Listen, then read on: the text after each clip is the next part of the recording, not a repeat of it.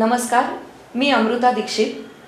आम्ही ठाणेकर वृत्तवाहिनीमध्ये आपणा सर्वांचं स्वागत. एक दृष्टिक्षेप आतापर्यंतच्या ठळक घडामोडींवर. लोकसभेतील विरोधी पक्ष नेते राहुल गांधी यांनी काल संसदेतील भाषणात बजेटवर बोलण्याऐवजी अदानी आणि अंबानी यांच्यावर बोलून आपण किती बालबुद्धीचे आहोत हे पुन्हा एकदा सिद्ध केले. राहुल गांधी यांना देशाच्या बजेटबाबत काही देणघेण नाही. मुकेश अंबानी यांच्या कौटुंबिक सोहळ्यात इंडिया आघाडीचे नेते खासदार आवर्जून हजर होते. काही जण या विवाह सोहळ्यात नाचले होते. मग अंबानी यांनी दिलेली गिफ्ट इंडिया आघाडीचे नेते परत करतील का, अशी खरमरीत टीका शिवसेना खासदार नरेश म्हस्के यांनी केली. राहुल गांधी हे विरोधी पक्ष नेते आहेत, देशाचे विरोधी पक्ष नेते आहेत. अनेक वर्ष प्रयत्न करून त्यांना विरोधी पक्ष नेतेपद मिळालेलं आहे. परंतु संसदेमध्ये ज्या पद्धतीने कॅटवॉक करतात त्याच पद्धतीने ते त्या ठिकाणी 10-15 मिनिटं येतात, लहान मुलांसारखी उड्या मारतात, काही पण बडबडतात. अशा पद्धतीने विरोधी पक्ष नेत्याची जी काही प्रतिष्ठा आहे ती त्यांनी धुळीस मिळवण्याचं काम केलेलं आहे. काल संसदेचं बजेटवरचं भाषण, अर्थसंकल्पावरचं भाषण त्यांनी मुद्देसूद आणि जे तरतुदी केलेल्या आहेत याविषयी न बोलता अदानी, अंबानी आणि कोणत्या कोणत्या विषयांवरती बालिश चाळे करून बोलत होते. मला त्यांना एवढंच म्हणायचं, चक्रव्यूहाच्या गोष्टी करत असताना त्यांनी 3 और 4, 3 आणि 4, कोण व्यापारी, कोण ठेकेदार ह्या गप्पा करत होते अदानी आणि अंबानीच्या. मला त्यांना एक आठवण करून द्यायची, त्यांच्या इंडिया अलायन्समधले नेते, युवा नेते ते ह्या ठिकाणी टीका करतायत आणि त्याच अंबानींच्या लग्नांमध्ये नाचत होते. त्यांच्या इंडिया अलायन्सचे कितीतरी मुख्यमंत्री त्या लग्नाला जाऊन प्रमुख पाहुणे म्हणून होते. त्यांचे कितीतरी खासदार, जरा चौकशी करा, त्या लग्नामध्ये स्वतः हजर होते. आणि एवढंच जर तुम्हाला बोलायचं ना तर खासदारांना जी काही गिफ्ट दिली आहेत ना ती का नाही परत करत काँग्रेसचे खासदार? केवळ टीका करायची, दुतोंडी सापासारखं त्या ठिकाणी वागायचं. 3 आणि 4च्या काय गोष्टी करतायत? त्यांचे नेते त्या लग्नामध्ये 1 to 4 करत होते, नाचत होते ना, पहिली त्याच्यावर त्यांनी ॲक्शन करावी आणि त्यांना इंडिया अलायन्समधून बाहेर काढावं आणि त्यानंतर बजेटच्या भाषणामध्ये याविषयी त्यांनी टीका करावी. इसके अलावा आदित्य ठाकरे भी कह रहे हैं कि पिछले 2 सालों से महाराष्ट्र को लूटा जा रहा है, जल्दी हम अपनी सरकार बनाएंगे, किसी को बख्शा नहीं जाएगा. आदित्य ठाकरे आणि मातोश्री त्यांना मुंबई महापालिकेतून मलिदा खाण्याचा ही सवय लागलेली, इतक्या वर्षाची परंपरा होती. ते मुंबईच्या प्रश्नांवर बोलत नाही, ते केवळ कायम महिन्यातनं 2 वेळा तरी ठेकेदारांवरती बोलतात. याच्या मागचं कारण, जर आम्ही ठेकेदारांवरती बोललो, ठेकेदारांवरती टीका केली तर ठेकेदार आम्हाला भेटायला येतील, आम्हाला भेटी घेऊन येतील, आम्हाला बुके घेऊन येतील, आमची माफी मागण्याकरता येतील. त्याच्या मागचं कारण योग्य ते मनातल्या गोष्टी पूर्ण करण्याकरता अशा पद्धतीने टीका करतायत. तर यांना काय अधिकार आहे या मुंबई महापालिकेच्या कामकाजावर टीका करण्याच्या? 25 वर्ष त्या मुंबई महापालिका यांनी लुटून खाल्ली, त्यांची सत्ता होती. त्यावेळी त्यांना सावळा गोंधळ दिसला नाही, त्यावेळी त्यांना भ्रष्टाचार दिसला नाही, कारण त्यावेळी मातोश्री मलाही पोचत होती. मुंबई कोर्टाने, हायकोर्टाने ठेकेदारांना फटकारलं. त्याच ठेकेदारांना 2019मध्ये 975 कोटी रुपयांची जी कामं करत होती मुंबई हायकोर्टाने त्यांनी फटकारलं. परंतु यांची सत्ता असताना त्यांचा ब्लॅकलिस्टचा कालावधी यांनी कमी केला आणि पुन्हा त्यांना कामं देण्यास सुरुवात केली. 2017 आणि 2022च्या कालावधीमध्ये नियमबाह्य पद्धतीने 12,000 कोटी रुपये ते रस्त्यांच्या कामाकरता खर्च केले. कुठल्या नियमावरती खर्च केले? दरवर्षी रस्त्यांच्या डागडुजीवर 45 करोड, असे 225 करोड 5 वर्षामध्ये रस्ते दुरुस्तीसाठी. का तर झेब्रा क्रॉसिंगच्या पट्टे लाईन मारण्याकरता, ते रंग लावण्याकरता. त्यावेळी कुठे गेला भ्रष्टाचार? त्यावेळी भ्रष्टाचार दिसत नव्हता. 2019 ते 2020मध्ये 2200 कोटी, 2021मध्ये 2350 करोड, 21-22मध्ये 2500 कोटी. कुठल्या नियमात यांनी खर्च केले? केवळ टीका करायची. आणि यामागचं कारण एवढंच आहे, माननीय मुख्यमंत्री एकनाथ शिंदे साहेब आणि राज्य सरकार खूप चांगलं काम मुंबई महापालिकेत करत आहे.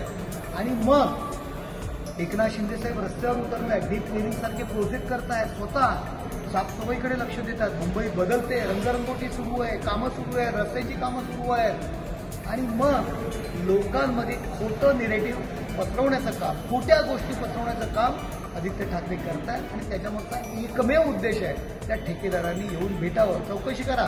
कुठल्या तरी ठेकेदारांची बिलं कदाचित निघाली असतील आणि मग बिलं निघायच्या आधी अशा पद्धतीने काहीतरी आरोप करायचा म्हणजे ठेकेदार धावत आमच्याकडे येतील. याकरता केवळ काहीतरी स्वतःला मिळवण्याकरता हे आरोप सुरू आहेत.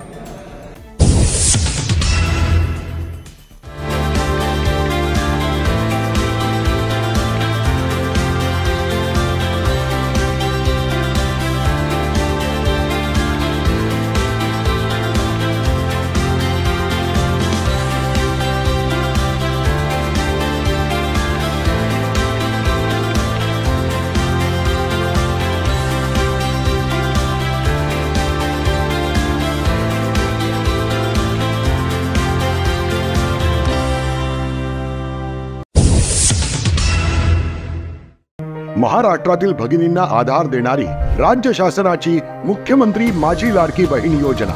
या योजनेअंतर्गत अल्प उत्पन्न गटातील 21 ते 65 वयोगटाच्या भगिनींना मिळणार दरमहा 1500 रुपयांची मदत. अर्ज करण्यासाठी 31 ऑगस्ट 2024 पर्यंत मुदतवाढ. कुटुंबाचं वार्षिक उत्पन्न 2.5 लाख रुपयांपेक्षा कमी असलेल्या महिला पात्र. कुटुंबाकडे पिवळं किंवा केशरी रेशन कार्ड असल्यास उत्पन्नाचा दाखला आवश्यक नाही. पांढरं रेशन कार्ड असेल किंवा रेशन कार्ड नसेल तर कुटुंबाचं वार्षिक उत्पन्न 2.5 लाखांपेक्षा कमी असल्याचा दाखला आवश्यक. योजनेसाठीचा ऑनलाईन अर्ज नारी शक्ती दूत ॲपवरून किंवा पोर्टलवर भरता येईल. ज्या भगिनींना ऑनलाईन अर्ज भरता येत नसेल त्यांच्यासाठी अंगणवाडी, ग्रामपंचायत, वॉर्ड ऑफिस, सेतू सुविधा केंद्रामध्ये किंवा आशाताई बचत गटाच्या CRP यांची मदत उपलब्ध. आता आपल्याला अभिमानानं म्हणता येईल, सुखी आणि सुरक्षित आहे माझी लाडकी बहीण.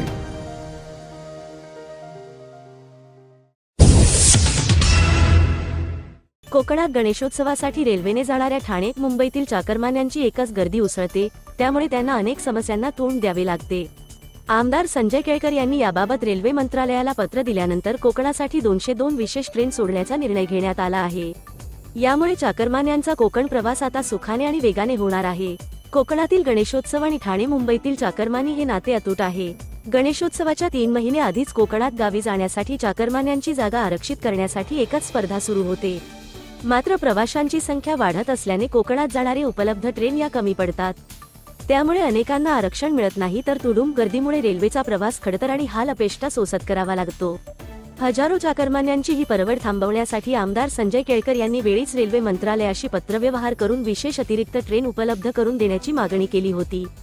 त्यांच्या पाठपुराव्याला यश आले असून मंत्रालयाने त्यांना नुकतेच 202 विशेष ट्रेनच्या फेऱ्या उपलब्ध करून दिल्याचे पत्राद्वारे कळविले आहे.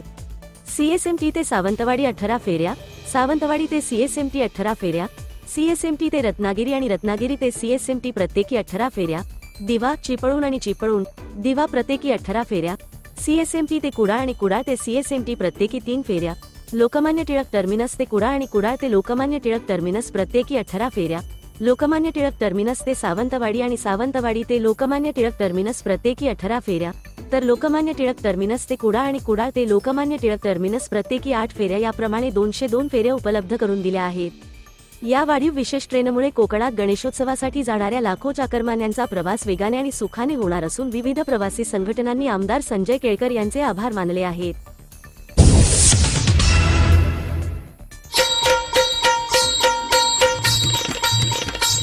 कला, क्रीडा, साहित्य आणि संगीत या कला क्षेत्रात अभूतपूर्व कामगिरी बजावलेल्या ठाणे जिल्ह्यातील अस्सल ठाणेकर कलाकारांना ठाण्याविषयी नेमकं काय वाटतं हे जाणून घेणार आहोत खुद्द त्यांच्याचकडून.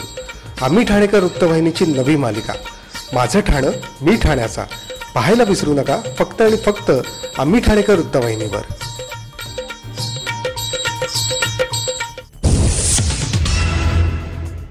ठाण्याने ठाण्याचं ठाणेपण किंवा ठाण्याचं मराठीपण हे चांगल्या पद्धतीने जपलेलं आहे, हे तर नक्कीच. म्हणजे बऱ्याच ठिकाणी ओरिजिनल मराठी असलेल्या वस्तीमध्ये आज जर का बघायला गेलं तर मराठीपण फार कमी झालेलं आहे. पण ठाण्यामध्ये आपण जर का बघितलं की नौपाडा म्हणा, चरई म्हणा किंवा राममूर्ती रोड, पाच पाखाडी, खरखराळी, कळवा हे जे टिपिकल मराठी वस्ती असलेले जे काय भाग आहेत ते अजूनही तसंच मराठी कल्चर ठेवून आहेत. एकमेकांच्या बद्दलची आत्मीयता आहे, एकमेकांना ओळखणारी लोक आहेत आणि त्याच्यामुळे त्यांच्यातलं जे बॉन्डिंग आहे हे भरपूर चांगलं राहिलेलं आहे. रिक्षावाल्याशी बोलताना सुद्धा आज बरेचसे रिक्षावाले मराठीमध्ये बोलतात. मुंबईमध्ये ते नाही राहिले. मुंबईतल्या रिक्षावाल्याशी, टॅक्सीवाल्याशी आपल्याला हिंदीमध्येच बोलावं लागतं, हिंदीतच आपण बोलतो. ठाण्यातले निदान बरेचसे रिक्षावाले हे मराठीत बोलणारे आहेत. ठाण्यातले बहुतेक सगळे व्यवहार हे मराठीमध्ये चाललेले आहेत. अजून ते बदललेले नाही. ते चित्र मुंबईमध्ये फार जे बदलले आहे ते निदान ठाण्यात अजून ते बदललेले नाही. इथे सगळ्या प्रकारचे सण उत्सव साजरे होतात, तेवढ्याच उत्साहाने साजरे होतात. कल्चरल इव्हेंट्स होतात, नाटकं होतात, मराठी सिनेमा चांगल्या पद्धतीने चांगले भरपूर शो त्याचे लागतात. आणि ह्या पॉझिटिव्ह गोष्टी ह्या ठाण्याबद्दलच्या आहेत आणि त्याच्यामुळे ठाणं सोडून जावं असं वाटत नाही. आपण ठाणेकर आहोत, आपण ठाणेकरच राहणार. हे आपल्या म्हणजे डोक्यामध्ये पक्क बिनलेलं आहे. नुसतं ठाणेकर नाही, नौपाड्यात राहिलेला माणूस हा सहसा नौपाडा सोडून कुठे जायला तयार नाही. चरईत राहिलेला माणूस हा चरई सोडून जायला तयार नाही. कित्येक नौपाड्यातले लोक असे आहेत की घोडबंदर रोडला गेले पण त्यांना परत असं वाटतं की नाही आपण नौपाड्यात परत यायला पाहिजे. ठीक आहे, इथे बरेचसे प्रॉब्लेम्स आहेत, नौपाड्यातले प्रॉब्लेम्स हे निश्चित आहेत, पण तरीही नौपाडा आम्हाला आवडतो, तरी चरई आम्हाला आवडते आणि तरीही आपल्याला सगळ्यांना ठाणंही आवडतं. म्हणजे ह्या ठाण्याच्या पॉझिटिव्ह गोष्टी.